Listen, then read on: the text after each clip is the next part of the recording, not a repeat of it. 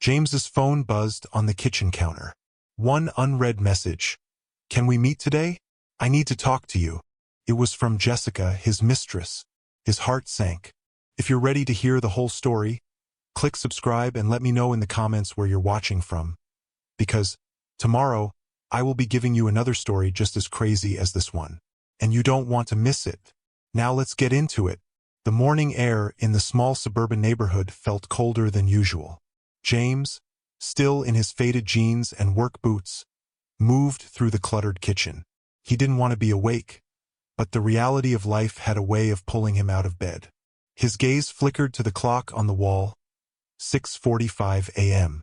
The factory he worked at wasn't going to wait for him, but his mind was somewhere else entirely. His thoughts kept going back to her. Sarah. Sarah, the woman who had once been his world. She'd been his wife. They'd made plans, dreams. And now he was scraping by, barely keeping his head above water while his pregnant wife, was married to someone else. Someone with more money than James could ever dream of. He grabbed a coffee mug from the counter, filling it halfway. He still wore the ring she had given him, though it felt like a weight. He could hear the sound of her voice from years ago, talking about how she never wanted anything fancy. They'd promised each other a simple life. But in the end, it wasn't enough. She wanted more.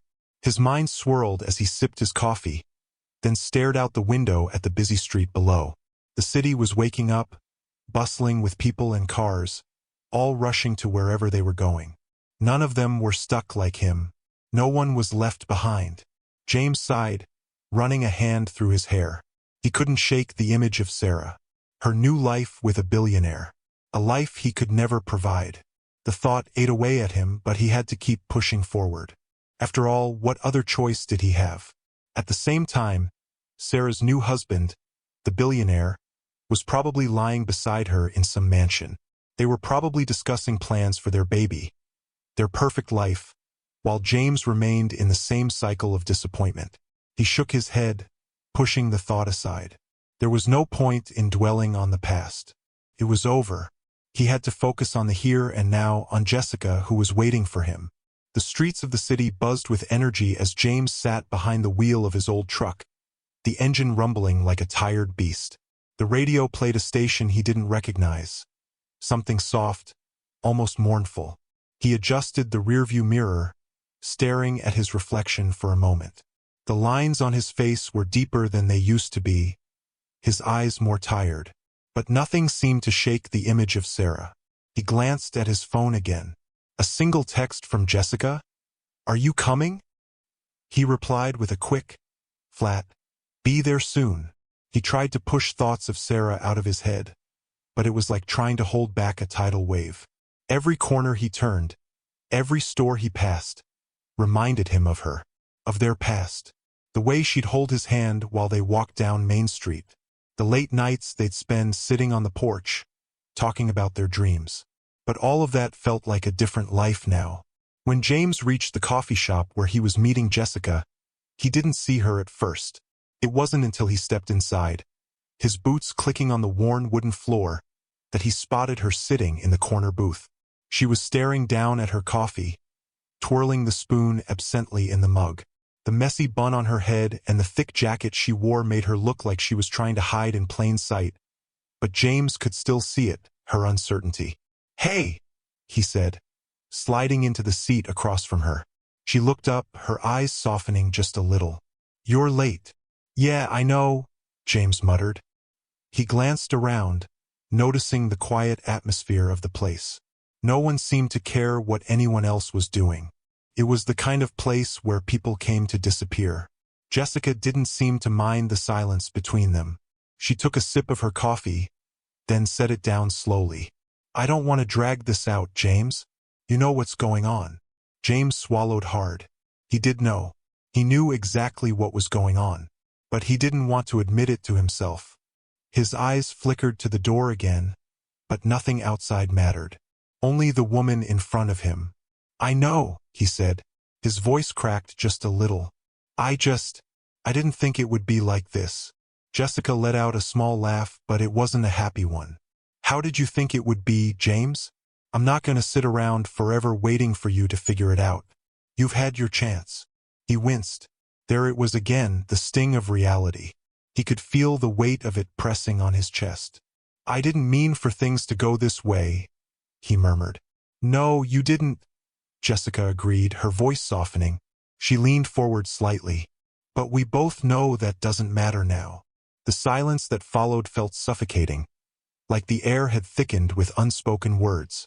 James couldn't bring himself to look her in the eye for long. His mind kept drifting back to Sarah. The baby. The billionaire. His hands clenched into fists on the table. I was there, you know, Jessica continued, her tone quieter now. When you needed someone. I was the one you called after everything fell apart. James's throat tightened.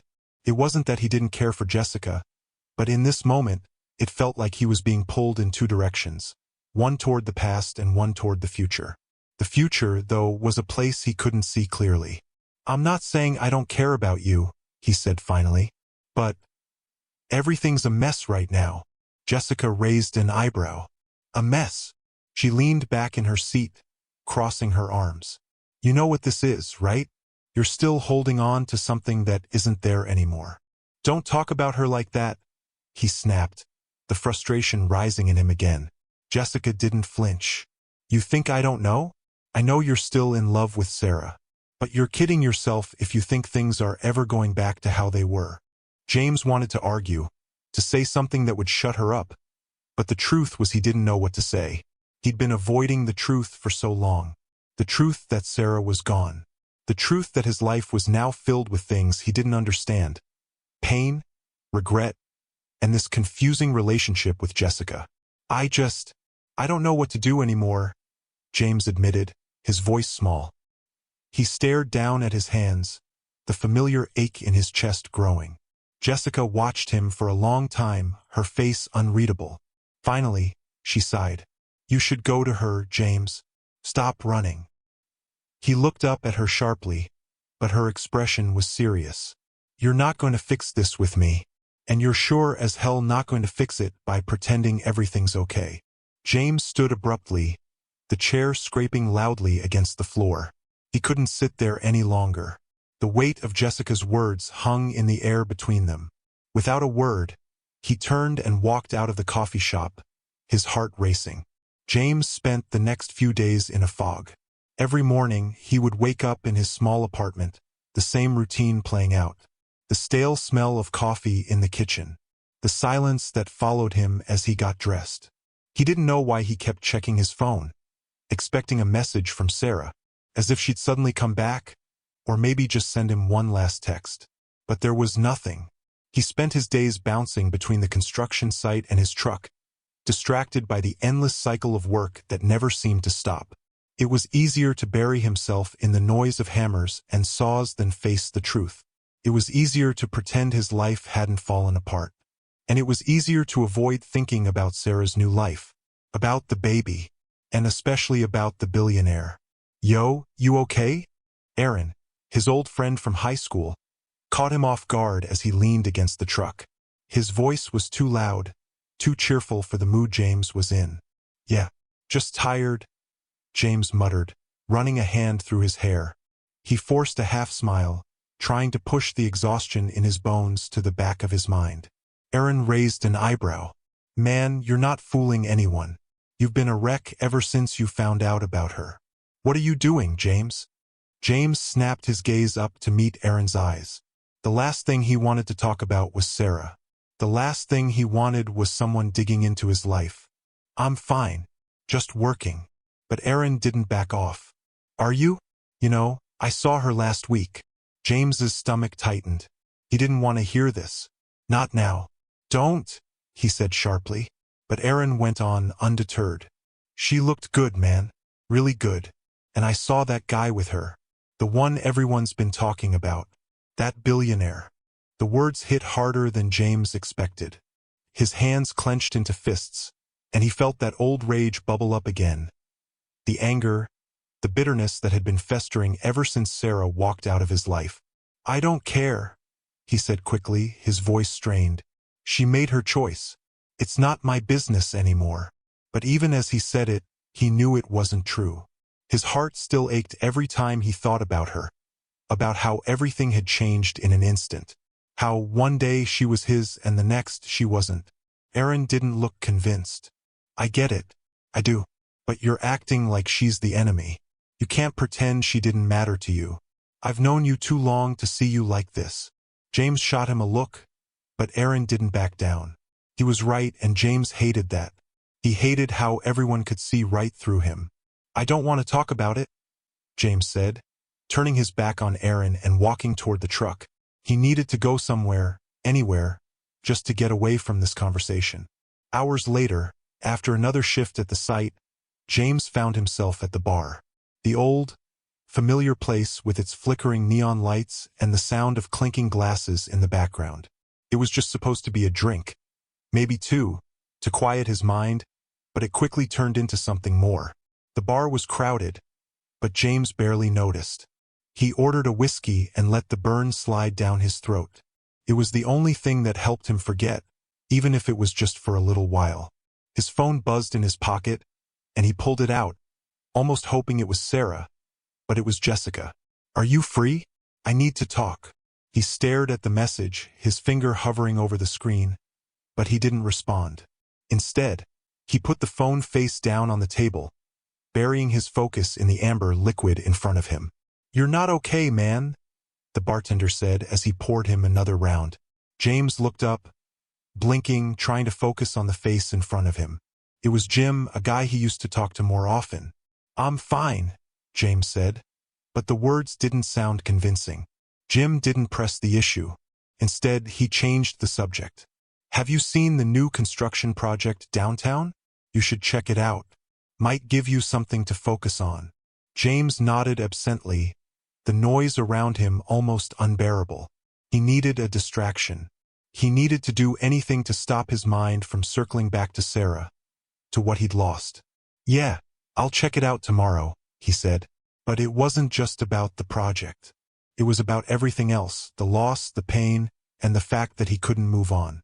The fact that every time he closed his eyes, he saw Sarah with someone else. And it was that moment, staring into his whiskey, that James knew. He was trying to deny it, trying to pretend everything was okay. But it wasn't. That night, James stood outside the bar, the cold wind cutting through his jacket. His phone buzzed again, and he glanced at it. Another message from Jessica. Why are you ignoring me? I know you're upset, but I'm not going anywhere. I just want to talk. He didn't know what to say. What could he say? His mind felt like it was spinning, his chest tight. He needed to talk to someone, anyone, but he didn't know where to turn. His hands trembled as he typed out a response. I don't know what I want anymore. He stared at the words for a long moment, watching the blinking cursor, then hit send. And as the reply came back, he realized he couldn't keep pretending. He couldn't keep living in denial. But the truth was too painful to face. Let's figure this out, Jessica's reply said. The next few days felt like a blur. James woke up, went to work, and repeated the same cycle. The bar became his second home, a place where he could drown out the noise of his thoughts. But it wasn't helping anymore. Nothing was. The anger, the frustration, it was all eating him alive. But then one night, Jessica reached out again. This time, she wasn't asking if he was okay. She wasn't offering empty words of comfort. She was just there. Meet me at the diner. I need to talk to you. The text was simple, but it struck something inside James. For the first time in days, he felt like he wasn't alone. He hesitated, then grabbed his jacket and headed out. The diner was just a few blocks away, and he needed a break from his head, even if he didn't know what he was walking into. The neon lights buzzed above the door as he stepped inside. The familiar smell of coffee and bacon hit him like a wave. The diner was small, not crowded, and the kind of place that never really changed. He'd been here 1,000 times, but tonight, everything felt different. Jessica was sitting in a booth by the window, her back to the door. The way she hunched over her coffee, the way she nervously twisted her fingers, something was off. James slid into the seat across from her. What's going on? He asked, his voice rougher than he meant. Jessica looked up, her eyes tired, but she forced a smile. "I've been trying to reach you. You've been shutting me out." He opened his mouth, but the words got stuck. He didn't want to hurt her. He didn't want to push her away. But he didn't know how to let her in either. "I'm just not in a good place right now," he admitted. "Everything's messed up. I'm trying to figure it out." She nodded, her expression softening. "I know, but you don't have to figure it out alone." James looked out the window, his gaze catching on the streetlights. For a second, everything felt surreal. Was he really sitting here with Jessica, talking about his broken life? Or was this just another distraction? "I don't know what you expect from me, Jess," he said, his voice low. "You're my friend, but I can't just forget what happened. I can't act like everything's fine when I feel like I'm drowning." Jessica's eyes were steady. "I'm not asking you to forget anything. I just don't want you to shut me out. You've been avoiding everyone. Everyone except her." His heart skipped. "What are you talking about?" "The billionaire," Jessica said softly, her tone guarded. James froze, his fists clenched. He wasn't sure if it was anger or fear. "What about him? You know what's going on, right?" "I mean, you must know," she said, looking at him with concern. The mention of the billionaire was like a punch in the gut. James had been trying to avoid thinking about him, about the life that Sarah had built without him. But hearing Jessica say it so plainly made it all too real. "Yeah," he muttered, slumping in his seat. "I know. She's pregnant. She's married to him now. What do you want me to say?" Jessica leaned forward, her voice quieter now. "James, she hasn't forgotten you. You know that, right? This isn't just about him. He's part of her life now, but that doesn't mean she doesn't still care about you." He looked up sharply, a knot forming in his chest. "Don't tell me what she feels. You don't know anything about what she's going through." "I know," Jessica said gently. "I know it's hard. I know you feel like you lost everything. But you're not the only one going through this. Sarah's in a mess of her own, and I'm not saying it's right, but she's not happy either." James's breath caught in his throat. He hadn't heard anyone say that out loud. It was easier to assume that Sarah was just fine, that she was living her perfect life with her perfect husband and perfect baby. But hearing someone else acknowledge the cracks in her life made it feel real in a way he wasn't prepared for. "She's got everything now." "What do you mean she's not happy?" he asked, his voice sharp. "She's trapped, James," Jessica said. "She's playing the part she has to play, but she's not free. She married him, yes, but she didn't marry him because she loves him. She married him because she had no choice." James sat back, his mind racing. "What are you talking about? She could have chosen me. She could have come back." "She couldn't, James," Jessica said, her voice thick with emotion. "She couldn't because you wouldn't let her. You pushed her away when she needed you most. And now, she's trying to hold everything together with him, but it's killing her." His heart thudded in his chest. Was Jessica right? Had he pushed Sarah too far? Was he the one who'd destroyed whatever chance they had left? "I don't know what to do with that," James said softly, his voice breaking slightly. "I don't even know what to do with myself." "Maybe it's time to stop running," Jessica said. "Maybe it's time to face what happened." James looked up at her. Her words hit deeper than he wanted to admit. She was right. He had been running from everything. From Sarah. From his feelings. From the truth. He let out a long breath, trying to wrap his head around it all. The distance between him and Sarah felt like an impossible gap. But maybe, just maybe, it wasn't as wide as he thought. He stared at Jessica, unsure of where this conversation was going. But something inside him shifted. For the first time in a long time, he didn't feel so alone. He didn't have all the answers. But maybe, for the first time, he was ready to find them. The next morning, James couldn't shake off the conversation with Jessica. Her words kept echoing in his mind, haunting him, reminding him that he hadn't been completely fair to Sarah. He'd been so focused on his own hurt that he never took the time to see the cracks in her world. He sat at his kitchen table, staring at his half-finished coffee. The house felt emptier than usual, like the silence had grown even louder since Sarah left. Every room seemed to hold a memory, and the memories didn't feel like they belonged to him anymore. He grabbed his phone, hesitated for a second, then texted Sarah. "Can we talk?" It wasn't much, but it was a start. He hit send, then sat back and waited. Later that afternoon, Sarah walked into the same diner they used to visit every Saturday morning. The one with the red vinyl booths and the smell of pancakes lingering in the air. She slid into a seat by the window, her eyes cautious. But there was something else. Something tired. James was already there, waiting. He didn't stand up to greet her, didn't make a big gesture. He just nodded, offering her the seat across from him.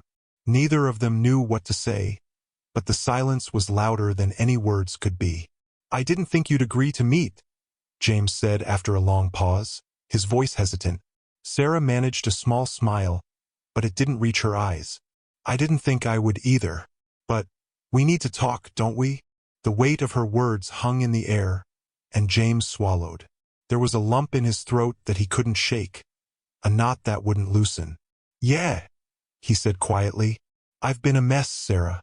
I don't even know where to start." She studied him for a moment, and he could see the exhaustion in her eyes. She wasn't the confident woman he remembered. She was different now, more guarded, quieter, as though she had built walls around herself just to survive. "I'm sorry for the way I acted," he continued. "I was angry, hurt. I didn't understand. I pushed you away when I should have been there for you." She nodded slowly, her fingers tracing the rim of her coffee cup. "I know, and I pushed you away too. I didn't give you a chance to understand. I didn't give you a chance to fight for us." The words hung between them, uncomfortable, heavy. "I should have told you everything," Sarah said, her voice barely above a whisper. "I should have told you about everything I was going through. But I didn't. And now it feels like it's too late." James felt his heart tighten in his chest. He wanted to reach across the table and take her hand, but he didn't. The space between them felt too wide. "I should have been the one to listen," he said. "I should have been there when you needed me the most. But I was too busy thinking about my own feelings. I wasn't thinking about what you needed." Tears welled up in Sarah's eyes, and she quickly blinked them away. "I thought you'd come back. I thought we'd work it out. But when you didn't, I felt like I lost everything. I felt like I wasn't enough, like I wasn't worth fighting for." Her words hit him harder than he expected. He had been so caught up in his own pain, he hadn't stopped to think about what she might have been going through. He hadn't considered how alone she must have felt. "I was a fool," he admitted. "I didn't know how to fight for you, Sarah. I didn't know how to fight for us." They sat in silence for a long moment, both of them lost in their thoughts. It felt like the past was unraveling in front of them, and they were both trying to find a way to put the pieces back together. But neither of them knew where to start. Finally, Sarah spoke again. "You know, when I married him, I wasn't thinking clearly. It wasn't because I loved him. It was because I thought I had to, because I thought it was the only way to fix everything. But it didn't fix anything. It just made everything worse." James could feel the weight of her words. It was the first time she had admitted that she didn't marry the billionaire because of love, that she hadn't been as sure of her decision as she had appeared. It was a truth that cut through the years of silence between them. "I don't know what to do with this," James said softly. "I don't know if I can just forget what's happened. You've moved on, Sarah. You have a new life now. I don't know if there's any place for me in it." Sarah's voice was fragile as she answered. "I don't know either, James. But I'm not sure I can keep pretending that I'm okay, that I'm happy, because I'm not." The words hung between them like a promise they couldn't keep. James felt his chest tighten. This was the moment, the one where he had to decide what he wanted, to hold on to the past or to finally let go. "I want you back," he said, his voice steady but desperate. "I don't care about the billionaire. I don't care about anything else. I just want you." Sarah's eyes searched his face for any sign of hesitation, and for the first time in a long time, James felt like he was being honest with her. He had nothing left to hide, nothing to lose. "I don't know if that's possible," she whispered. "I don't know if I can just undo everything that's happened. But maybe we can try. Maybe we can see if there's anything left of what we had." He nodded slowly, his heart pounding. This wasn't going to be easy. There were still so many hurdles to overcome, so many things left unsaid. But it was a start. "I'll take whatever I can get," James said quietly. "Even if it's just us trying again, piece by piece." The weight of the moment didn't disappear, but for the first time it didn't feel like the end. Felt like the beginning of something new. The week that followed was quiet, almost painfully so. James and Sarah had agreed to take things slow. There were no promises, no grand gestures, just small conversations, little steps. But nothing had prepared him for the moment that broke everything. It was a Saturday afternoon, the kind of sunny, crisp fall day that made everything feel like it could be fixed. The air was cool, the leaves scattered across the sidewalk, but there was still a sense of warmth in the sun. James had taken the day off.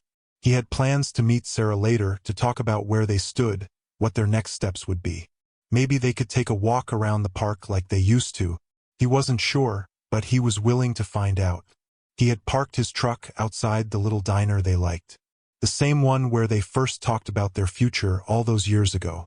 He texted Sarah to let her know he was there, waiting. He sat in the truck for a while, just thinking. His mind raced through all the things he should have done differently, the things he could still fix. He had to believe that it wasn't too late. He had to. But when he saw her walking down the street, his stomach dropped. She wasn't alone. Sarah was holding hands with someone. It wasn't just anyone. It was him, the billionaire, the man she had married, the man who, in the span of just a few months, had taken everything James thought he still had. She laughed at something he said, and James felt his heart twist. He wanted to look away, but he couldn't. There was something about seeing her with him that hit deeper than he expected. His eyes traced the way her fingers intertwined with the other man's, the way she smiled, the smile that used to be his. He blinked. He wanted to ignore it, pretend it didn't matter. But it did. He'd never seen her like this, so at ease, so complete. And it stung. Before he even realized what was happening, he stepped out of the truck, his boots crunching the leaves beneath him. He was almost halfway across the street before he stopped himself, realizing what he was about to do. But it was too late to back out now. "Sarah," James called, his voice thick and a little shaky. She turned, surprised, but not as shocked as he expected. She didn't seem happy to see him, but she didn't seem angry either. Just resigned. The billionaire beside her, Mark, narrowed his eyes, his lips pressing into a tight line. James could see the way he sized him up, instantly sizing up the threat he probably thought James posed. "James," Sarah said quietly, "I didn't think you'd be here." Mark took a step closer, his presence somehow pushing Sarah away without meaning to. There was a coldness in his posture, something about his polished suit and his confident air that made everything feel distant, like a different world from the one James and Sarah used to share. "I wasn't expecting you either," James muttered, his fists clenched at his sides. "I thought we'd have a chance to talk. But I guess that's not happening now, is it?" The air felt thick, suffocating. The tension between the three of them was palpable. James wanted to leave, wanted to pretend none of this was real. But he couldn't. Not when he saw how she was looking at him. "I'm sorry," Sarah said, her voice breaking slightly. "I didn't mean for things to get this complicated, James. But you know how it is. I thought we'd be better off apart. Better off apart." The words hit him harder than anything. She was right. They had been falling apart for months. But hearing it, seeing it so plainly, made the truth sting in a way he wasn't ready for. Mark stepped forward, his eyes sharp. "Maybe it's time you moved on, man. She's made her choice." James blinked. There was a coldness in Mark's voice that caught him off guard. He wasn't here to help Sarah. He was here to claim what he thought was his. But James wasn't going to let that happen. He looked at Sarah one last time, his chest tight. "I just wanted a chance. One more chance to talk things through. But you don't owe me that, do you?" Her face softened. "I didn't want it to end like this, James," she whispered. "I never did." There it was, the truth as raw as it could get.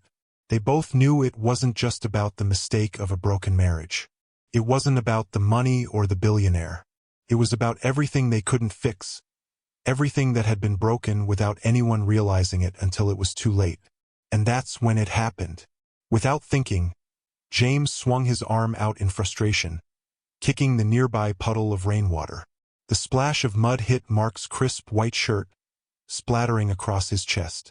Mark took a step back, shocked at first, then immediately seething with anger. His hand balled into a fist, ready to lash out.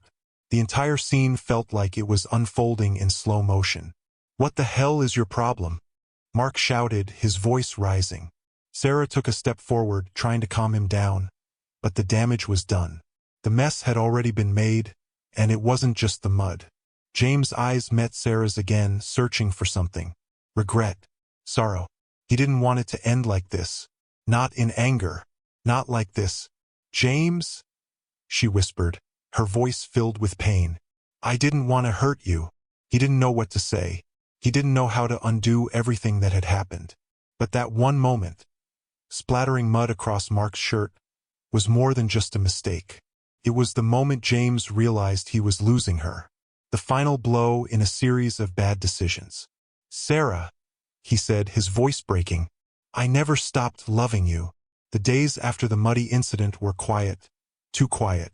James tried to keep busy, but his thoughts always found their way back to Sarah. He knew he had messed up. He knew he'd pushed too hard. But in his heart, he couldn't shake the feeling that something was still there, that he hadn't lost her completely. He spent the next few days in his truck, driving aimlessly around the outskirts of town, avoiding the places they used to go. But no matter how many roads he took, he couldn't escape his thoughts of her. The memories of their good days, the laughter they used to share, felt so close, but just out of reach. The more he tried to move on, the more he realized he wasn't ready to give up. One night, after a long shift at work, James found himself at the old diner they had gone to when they first started dating. The neon sign buzzed, flickering in the darkness, and the warm glow of the lights inside felt almost inviting. He pulled into the parking lot and parked near the back. He wasn't sure if he was looking for something or just trying to fill the empty space inside him. Maybe a piece of the past, or maybe just a moment to reflect. As he walked inside, the smell of coffee and warm pie hit him, a reminder of simpler times. The jukebox played a slow country song in the background, the kind Sarah used to sing along to. James felt a lump in his throat as he sat down at the same booth where they used to sit together. It wasn't the same anymore. He wasn't the same. The waitress, an older woman with a kind face, came by to take his order. He looked up at her, but before he could say anything, his phone buzzed in his pocket. He hesitated, his hand still on the table, then reached for the phone. It was a message from Sarah. "We need to talk." His heart skipped a beat. He stared at the screen, wondering what that meant. Did she still care? Was she finally ready to face the mess they had made of everything? He wasn't sure what to do. He had been waiting for this moment for so long, but now that it was here, he didn't know if he was ready for it. He'd been living in a fog for the past few weeks, not really knowing how to deal with everything. But now, in the stillness of the diner, everything felt more real than it ever had before. The waitress returned with a cup of coffee, setting it in front of him. She smiled, giving him a sympathetic look. "You okay?" she asked. James nodded, though he wasn't. He wasn't sure if he would ever be okay again. Not without Sarah. The phone buzzed again. It was another message from her. "I'm at the park by the lake. Can we meet?" His stomach tightened. He didn't even hesitate. He paid for the coffee, left a tip, and made his way back to the truck. As he drove, his thoughts raced. The park by the lake was a place they used to go to clear their heads, to sit and talk for hours. But now everything felt different. When he arrived, the air was thick with the tension of what was about to happen. The sun was setting, casting a golden glow over the water. The park was empty, save for a few scattered people walking their dogs. He parked near the entrance and stepped out, his boots crunching the gravel. He spotted Sarah by the lake, standing with her back to him. The wind tugged at her hair, and she had her hands shoved into the pockets of her jacket. She looked smaller than he remembered, like the weight of everything had taken its toll.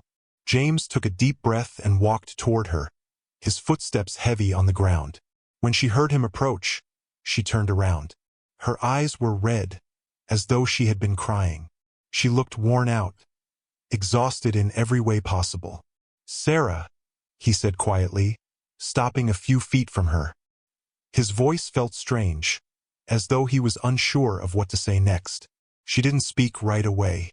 Instead, she looked down at the ground, her eyes lingering on the dirt beneath her feet. The silence stretched on, heavy and uncomfortable. "I'm sorry," James said finally, his voice barely above a whisper. "For everything. For the mess I've made. For not listening to you when I should have." She nodded slowly but didn't say anything. James felt the sting of her silence. It was like a punch to the gut, because she had been everything he'd wanted, his anchor, his reason for pushing forward. But now she was just silent. "I thought if I kept fighting for us, we could work things out. But I didn't realize how much I was pushing you away until it was too late," he continued, his throat tightening. "I'm sorry for all of it. I know I messed up. I just didn't want to lose you." She finally looked up at him, her eyes searching his face. "James, I never wanted to hurt you, but I was drowning. You were so focused on fixing everything that you didn't see what was falling apart right in front of you." The truth of her words hit him harder than anything. She wasn't wrong. He had been blind to her pain, to the distance growing between them. He had been too busy trying to hold on, too afraid to let go. "I love you," he said, the words slipping out before he could stop them. "I always have." Her eyes filled with tears, and she wiped them away quickly. "I love you too, James. I always have. But I can't keep pretending that we can go back to what we were. We've both changed too much. We're not the same people anymore." It was like a dagger to the heart. The weight of her words hung in the air between them. He had spent so much time trying to fix what was broken, but he realized now that sometimes things couldn't be fixed. "I don't know what to do," he said quietly, his voice cracking. "I don't know how to let go." "You don't have to," she whispered. "But we have to be honest with ourselves, James. And the truth is, we both need to heal. Maybe apart. Maybe for good. But we can't keep holding on to something that doesn't exist anymore." James stared at her, his chest tightening. He felt like he was standing at the edge of a cliff, unsure whether to jump or step back. "Are you happy now?"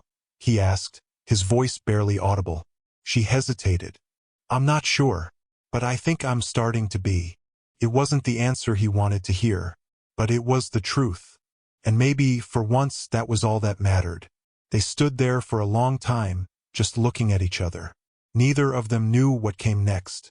But for the first time in weeks, the silence wasn't suffocating. It was a kind of peace. The kind that came with knowing it was over. James turned to leave, his footsteps slow but steady. He didn't have all the answers, and he wasn't sure if he ever would. But one thing was certain, he had to let go. And maybe, just maybe, that would be the first step toward healing. The days following the conversation at the lake were quiet, but a weight had been lifted from James' chest. Sarah's words still echoed in his mind, especially the part about healing. It wasn't an end, she had said. It was just a new beginning. That thought gave him a little hope, even if it wasn't the same kind of hope he had once clung to. James went back to his usual routine, working at the warehouse, grabbing coffee at the local diner, and spending long hours fixing up his old truck. But something felt different. A shift. A subtle change that couldn't be ignored. He found himself thinking about the things that really mattered, the things that had been clouded by the noise of life before. The late-night talks, the laughter, the little moments with Sarah that had once seemed so ordinary but now felt so precious.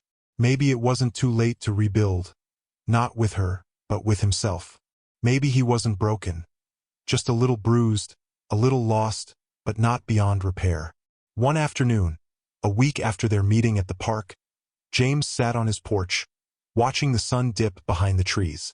The air was cool, the kind of cool that made him reach for a jacket. His phone buzzed in his pocket, and he pulled it out, heart skipping when he saw Sarah's name on the screen. "Can we talk?" The words were simple, but they made his pulse quicken.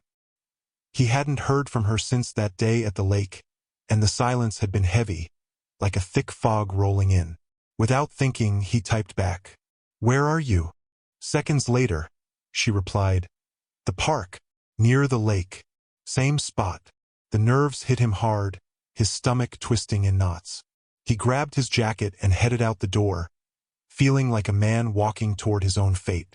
This time, he wasn't sure if it was a chance to fix things or say goodbye for good. Either way, he had to go. The park by the lake looked the same as it had the day they'd last been there, but everything felt different now. The trees, the water, the path where they used to walk hand in hand. It all seemed to hold memories that had both hurt and healed him. As he approached the spot where she had waited before, he saw Sarah standing by the water, looking out at the horizon. She wore a soft sweater and jeans, her hair loose in the wind. Her back was to him, but he didn't need to see her face to know how much time had passed since they'd last shared a moment like this. They had both changed, and maybe that was okay. He stopped a few feet behind her. "Sarah," he said softly. She turned around, and for a moment, their eyes met and held. There was no anger now, no pain, just a quiet understanding, as if everything they had gone through had been a storm they'd survived. They were still standing, still breathing. "Hi," she said, her voice almost shy, like they were strangers meeting again for the first time. It was strange, but not unwelcome. James took a deep breath. "I didn't expect to hear from you again." She smiled, a little sad, a little hopeful. "Neither did I, but I've been thinking, and I wanted to tell you that I've been working on myself. I don't know if I'm ready to jump back into something, but I'm not running anymore. I'm healing." James' heart softened. "I'm healing too," he said quietly, almost as if admitting it to himself. "And I understand now. I wasn't listening before. I was too caught up in trying to fix everything, but I didn't see what was breaking." She stepped closer, her voice barely above a whisper. "We can't change the past, James, but we can build something new, slowly, one day at a time." There it was, the thing he had wanted so desperately to hear. But this time it didn't feel like a fairy tale or a quick fix. It felt real, honest, like they were starting from scratch with no promises other than the willingness to try. "I don't want to mess this up again," he said, his voice thick with emotion. "But I want to try. I want to be the person you deserve." "And I want to be the person you deserve," she replied, her eyes glistening. "We both have a lot to work through, but I think we can do it, if we're both willing to fight." They stood there for a long moment, just taking it in. The world felt quieter somehow, like all the noise of their past struggles had finally faded into the background. They weren't ready to fix everything overnight, but they were ready to walk the road toward healing together, even if that road was long. Eventually, James took her hand, the way he had done countless times before. This time it felt different, more deliberate, more careful, but no less meaningful. The weight of everything they'd been through was still there, but it wasn't an obstacle anymore. It was a part of them, a part of the story they were still writing. "Maybe we can take it slow," he said, his voice steady. "I think that's the best way," she agreed, squeezing his hand. And so, with the sun setting behind them, casting long shadows over the water, they walked down the path together. It wasn't a grand gesture. It wasn't an instant fix. But it was enough. For now it was enough. They didn't have all the answers, but that didn't matter. What mattered was that they were both trying. And in that moment, that was enough to give them hope. As they walked, the breeze carrying the soft scent of the lake and the fading daylight, James glanced over at Sarah. She looked different. Still the same in so many ways, but stronger. A little more at peace. Maybe they would never be who they were before, but that wasn't the point. The point was that they were here, together. Do you believe love deserves a second chance? Or that sometimes it's worth the fight? Drop a heart in the comments if you think some stories deserve to be rewritten. And don't forget to subscribe, because, in the end, love always finds a way. Thank you for watching this story to the end. If you enjoyed this story, you will surely love the next one. It's as crazier and more intriguing as you can ever imagine. So do check it out. Click on the image showing on your screen right now to watch the next one.